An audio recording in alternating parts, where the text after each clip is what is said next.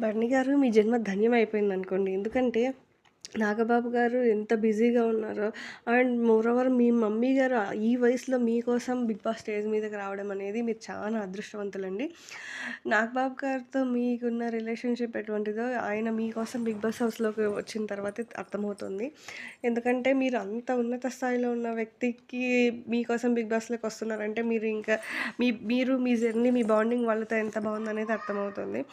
నాకు తెలిసి మీకు అంత అగ్రెసివ్‌గా ఉన్న మనిషిని మిమ్మల్ని ఇంత మంచిగా మార్చడానికి one of the reason Nagababu గారే. అందుకే మీరు గురూజీ, గురువుగారు అని పిలుచుకుంటారు. తను మీ లైఫ్‌ని చాలా చక్కదిద్దినట్టు అనిపిస్తుంది.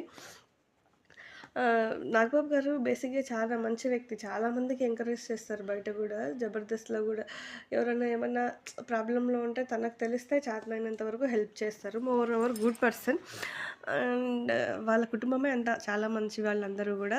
అసలు బన్నీగా అన్న వాళ్ళ అమ్మగారు చూసారా? ఎంత ఏజ్డ్ పర్సన్ తన కోసం అంత రిస్క్ చేసి వచ్చారంటే సూపర్ అసలు. బన్నీ గారు చెప్తుంటారు, మా మమ్మీకి నాకు ఎక్కువ బాండింగ్ ఉంది అనేసి. ఎందుకంటే వాళ్ళ నాన్నగారు చనిపోయిన తర్వాత 94లో చనిపోతే 30 ఇయర్స్ వాళ్ళ అమ్మ దగ్గరే ఉన్నాడంట. సో, ఆ బాండింగ్ ఇంకా కొంచెం ఎక్కువున్నట్టు.